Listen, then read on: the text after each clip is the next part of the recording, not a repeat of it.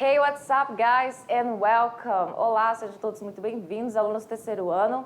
Daqui a pouco daremos início à nossa aula 3.2 de Review and Exercise. So, let's begin! Para a tela. Olha a aula 3.2 com a teacher Patrícia Richer, It's a Pleasure, e o nosso intérprete Vitor. Welcome, Vitor. Nós temos aí a nossa aula, revisando a nossa aula I do you, que nós falamos sobre o quê? O Simple Present, esse tempo verbal, muito importante. E não é tão difícil não, aliás, não é difícil, você precisa prestar atenção para você entender mais sobre ele. Mais uma vez, você prestando atenção, você vai seguindo, porque você já consegue imaginar como é que você vai fazer as frases, porque são três formas, né? Nós temos a forma afirmativa, a forma negativa e a forma interrogativa. O Simple Present é um tempo verbal que fala sobre hábitos, verdades universais e frequências, né? Ações que acontecem com frequência. Você usa o Simple Present. Na forma afirmativa, o que vai acontecer? Você vai ter que conjugar o seu verbo. E essa conjugação, ela só acontece no he, no she e no it, com esses três pronomes pessoais, certo? Perceba aqui que aqui em cima, com esses outros pronomes, eu, você, nós, eles e elas, o que você precisa fazer? Você precisa apenas deixar o seu verbo na sua forma natural, sem o to. Você não precisa mexer muito. Então, na forma afirmativa, é sujeito, mais o verbo e o complemento. Aqui a frase é I like English. Eu gosto de inglês. E se for na terceira pessoa, he likes English. Ele gosta de inglês com essa alteração. Essa aqui é a regra geral, onde você coloca apenas o S. Mas existem outras duas regras, vocês lembram? Verbos que terminam com S, SH, CH, X, E, O, você acrescenta ES ao fim deles.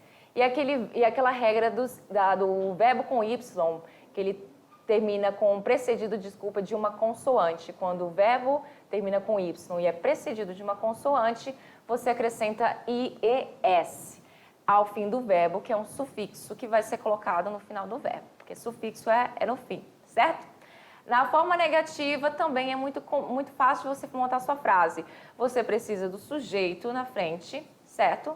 E você precisa colocar depois o seu verbo auxiliar, sendo ele don't ou doesn't, dependendo do pronome pessoal que você vai usar. Logo em seguida, like, que é o verbo principal, e perceba que é like para todo mundo. Não há alteração aqui nas formas negativas. O verbo não vai receber nenhum S, nenhum ES, nenhum IS. Ele fica da mesma forma. Aqui vou colocar um Y, tá? Então, ó, I don't like physics. Eu não gosto de física. E é verdade. I don't like physics. E na terceira pessoa vai ficar he doesn't like math. Math, na verdade, é um complemento. Eu só troquei aqui porque eu quis colocar matemática agora. Mas perceba que a única mudança aqui das frases negativas é a mudança do auxiliar. Aqui eu uso do e aqui eu uso does. Está contraído, mas você pode colocar do not ou does not. É a mesma coisa. Então, nós temos também aí na forma interrogativa o seguinte. Na forma interrogativa, nós precisamos apenas dos auxiliares, eles começam a frase. Eles começam a frase. Então, nós temos aí do, does, certo? E aí você coloca eles na frente, logo depois você tem o seu sujeito, ou pode ser formado por um pronome pessoal, pode ser formado por um nome próprio, algo que determine sujeito, certo? Logo depois, o seu verbo principal, que é like, o complemento. Então, do you like English? Do we like English? Você gosta de inglês? Nós gostamos de inglês? E aí, na terceira pessoa, does he like English? Does she like English? Ele gosta de inglês? Ela gosta de inglês? Você não traduz o does nem o do aqui nessas frases. Também vimos sobre o quê? Sobre as confusing words que nós trazemos. Eu trouxe para vocês as palavras everyday separado, que trabalha como um advérbio, todo dia tradução. Everyday junto, que trabalha como um adjetivo, caracterizando o substantivo, que significa diário, corriqueiro. All day separado, né? Porque nós temos esse aqui, é o único que não é parecido com os outros, porém, a tradução é o dia todo, que é muito parecido com a palavra everyday separado e pode dar essa confusão na hora de você usar, certo? Então, all day fala sobre algo que aconteceu durante o dia todo de um determinado dia, certo? Olha aí! Vamos ver mais exemplos? Every day, todo dia. I have to go cycling every day. Eu preciso, aliás, eu tenho que pedalar todo dia. Todo dia. Segunda, terça, quarta, né? E assim por diante. Every day junto, diário, então. Cycling is my everyday exercise. Cycling, que é o ato de você andar de bicicleta, ciclismo, né? É a minha atividade diária, minha atividade corriqueira. All day, todo dia, o dia todo, né? O dia todo. I love cycling, I could go cycling all day. Eu amo pedalar, ciclismo. Eu poderia pedalar o dia todo. Então, numa segunda, eu poderia pedalar a segunda inteira. Eu vou usar a palavra all day. Olha aí, chegou o momento da nossa exercise, nossa atividade de sala. Vocês vão ficar aí com um textinho super fácil e outras questões. Eu espero que vocês consigam fazer de uma forma bem legal. See you then. See you right away. Bye.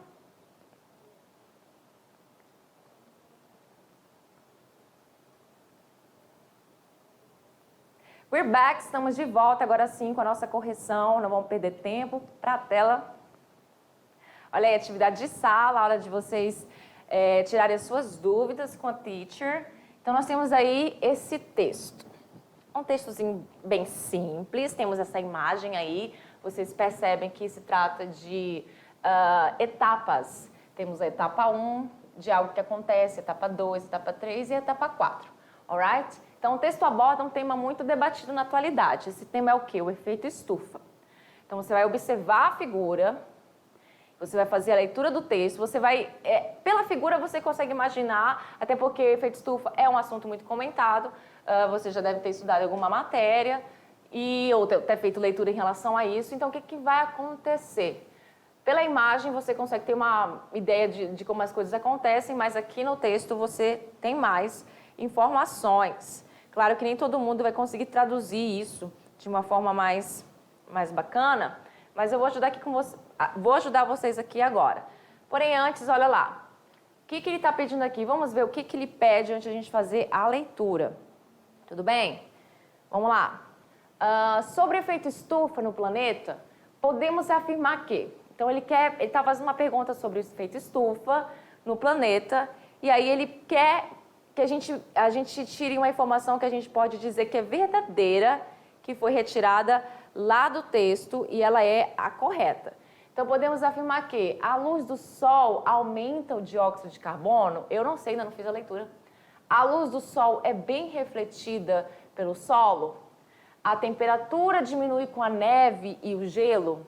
O solo não reflete bem a luz do sol? Ou letra E, o dióxido de carbono derrete a neve e o gelo, certo? Assim como na número 2, a gente também vai ver em relação ao texto. Vamos primeiro tentar resolver a número 1, sobre efeito estufa. Vamos fazer a leitura lá do texto. Olha aí. Burning of fossil fuels and elimination of trees increases carbon dioxide in the atmosphere. Então, a queima de combustíveis fósseis e a eliminação de árvores aumentam o dióxido de carbono na atmosfera. Então, há esse aumento de dióxido de carbono na atmosfera por conta da queima, certo? E aí, no número 2, a etapa 2 diz o seguinte: The Earth's surface radiates heat. Então, a superfície da Terra irradia calor. Some escapes, alguns escapam, but the CO2 traps the rest, increasing the temperature. Então, o que significa isso? Alguns escapam, mas o carbono, o dióxido de carbono, que é carbono, né? Traps the rest, ele significa o que? Ele prende o resto, aumentando a temperatura. Ponto final, é isso aí. Número 3. The warming increases water vapor in the air, which in turn absorbs more of the Earth's heat. Então, a 3 significa isso aqui. Talvez esse desenho não esteja muito óbvio para vocês, mas diz aqui. O calor aumenta o vapor da água no ar, que por sua vez absorve mais do calor da Terra. O calor aumenta o vapor da água no ar, que por sua vez absorve mais o calor da Terra. The Earth's heat, quase que não sai. Rising surface temperature melts snow and ice. Olha aqui essa informação. Rising surface temperature melts snow and ice. Então, assim, a temperatura quente da Terra derrete o gelo e o ice, o gelo e a neve. Quase que não sai a palavra neve. Snow, que é neve, and ice, que é gelo. A poor reflector, the exposed ground absorbs more sunlight and it turn melts more snow. Então acontece de o quê? De absorver mais a luz do sol, sunlight, and it turn melts more snow. Então acontece o quê?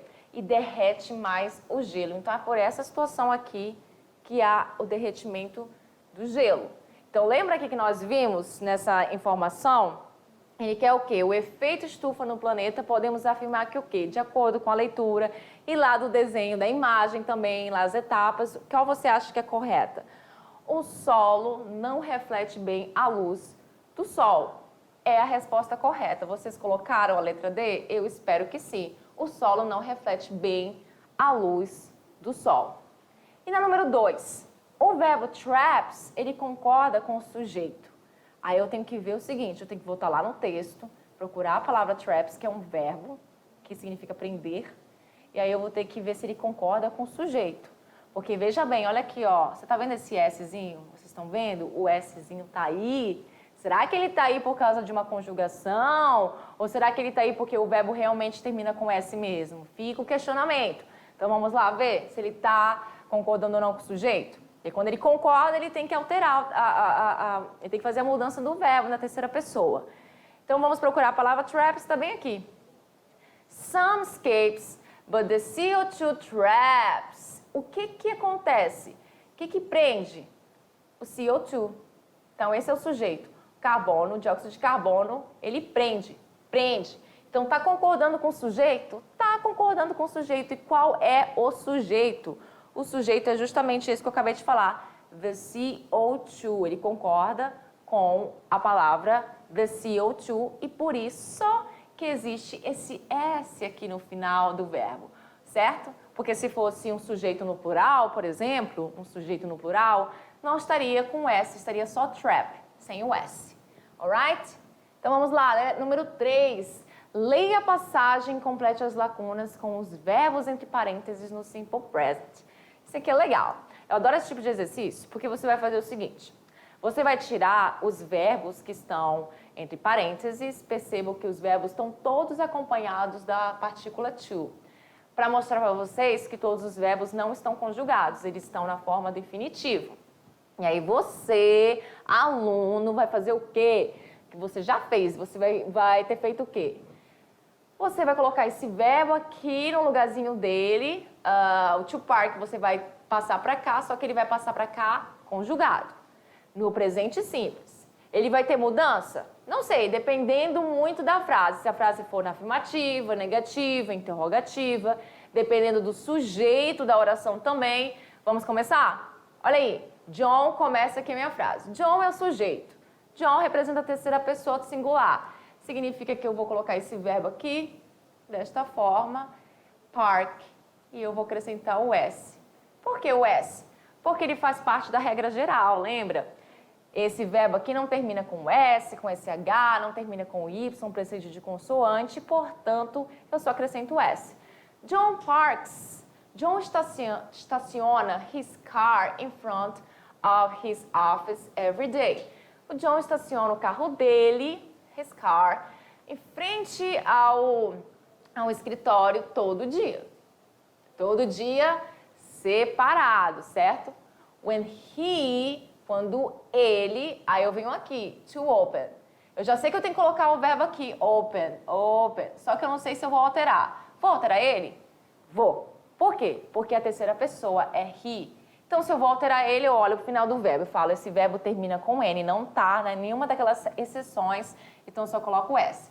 Opens. He opens. When he opens, quando ele abre, the door, a porta, of the car, do carro, after a couple of hours, depois de algumas horas, de 2 horas, ele, opa, então quer dizer que essa Esse texto aqui só tem a ver com a terceira pessoa do singular, porque até agora eu só estou vendo sujeitos na terceira pessoa, até porque o texto é sobre o John, e o John é a terceira pessoa. He, to notice, que é o verbo notar. Aí eu venho aqui, já escrevo o meu verbo notice. Ainda não vou fazer a mudança, porque eu tenho que descobrir que mudança eu vou fazer. O verbo notice, ele termina com E, não faz parte das exceções, ele está na regra geral, então venho aqui e coloco o S. He notices. Ele nota the temperature inside the car is much warmer than the temperature outside. Ele nota que a temperatura dentro do carro está muito mais quente, much warmer, muito mais quente, than do que a temperatura outside, que é o contrário de inside. Inside é dentro, outside é do lado de fora. Ok? That's it. Tem mais? Tem, olha aí, ó. This is because the windows of the car. Isso é por quê? Por quê? Porque a janela do carro, aí eu tenho aí o verbo to allow, que é o verbo permitir. Então, já pego o meu verbo allow aqui sem o to, lembra, eu não uso to quando eu vou conjugar. Já ponho aqui e aí eu vou ver se eu vou fazer alteração ou não. Qual é o sujeito dessa frase? O sujeito é as janelas. The windows. The windows. Então, se é as janelas, eu não vou colocar S no final desse verbo. Como assim? Porque eu estou falando de as janelas. As janelas não é singular, não é terceira pessoa do singular. Apesar de ser um objeto, ele seria usado com it, ele não está no singular. Então, você vai colocar allow sem o S. This is because the windows of the car allow the sunlight to enter. Então, ele permite que a luz do sol, sunlight, entre, certo? However, entretanto, contudo, todavia, mais o quê? These same windows, estas mesmas janelas. Aí você tem aqui agora o 5, que se trata de uma negação. Se é negação, presta bem atenção, o que você vai fazer? Você vai colocar aqui de acordo com uma frase negativa. Eu sei que tem a ver com a questão do allow, então eu venho aqui, eu vou usar qual é o meu verbo auxiliar. O verbo auxiliar é o do, certo? Então, do not allow, certo? These same windows do not allow to hit inside the car to pass through as easily as light. Então, não permite que o calor dentro do carro passe através tão facilmente quanto a luz. So, some of these heats, então alguns desse calor, o que acontece com eles? Acumulam, olha aí o verbo accumulate. Accumulate. Então, ele acumula o quê? Então, presta bem atenção no que a gente vai fazer. Accumulate, então eu vou colocar aqui de acordo com a minha frase. Então, vamos voltar lá onde a gente começou. The heat inside the car to pass through as easily as light. Já traduzi para vocês. So, some of this heat. Então, aqui, ó, heat é o sujeito. Então, eu vou falar sobre o calor. Então, o calor acumula. Então, significa que eu estou falando só de uma coisa. O calor não está no plural. Então, eu vou colocar o meu verbo aqui. Accumulate. Com S no final. Por que com S no final? Porque se trata da terceira pessoa do singular e esse verbo não está nas exceções, está na regra geral. E aí eu coloco S no final.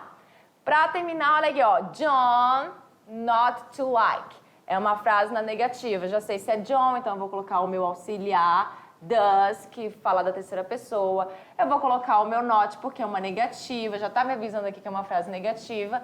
E logo em seguida o meu verbo like, que vem sem o to. E sem eu alterar ele também, porque é uma frase negativa. Então, John does not like the heat. O John não gosta do calor. Quem gosta desse calor muito, muito forte, né? That's why he usually... esse é o motivo que ele geralmente... Aí nós temos aqui o verbo esperar, to wait, some minutes outside the car. Então, ele espera alguns minutos fora do carro. Então, o verbo wait vem pra cá, com S no final, porque se trata do John. John does not like the heat. That's why he usually waits. Porque aqui já é plural. Ele geralmente espera alguns minutos fora do carro. Olha aí, 4, nossa última. Complete a lacuna das frases com o número da expressão correta. Então, aqui a questão do quê? Do everyday separado e all day. Vamos lá? I read the newspaper. I read the newspaper every day. Separado, certo? Separado porque trabalha como advérbio. Na B, every day também separado. Eu leio, eu não sei se eu traduzi, eu leio o jornal todo dia. Every day também separado, por quê? Every day there are lots of bad news on the paper. Então, todos os dias tem muitas notícias ruins no jornal. Concordo. Letra C. My everyday together, juntos. Por quê? Aqui trabalha como adjetivo. My everyday newspaper is next to my desk. Então, o meu jornal diário está próximo da minha mesa. E a última, today I was listening to the news all day, o dia todo, né? O dia todo. Se foi numa terça, foi a terça-feira toda. Alright? Olha aí, existe um material complementar para ajudar a vocês a entender um pouco mais do Simple Present. And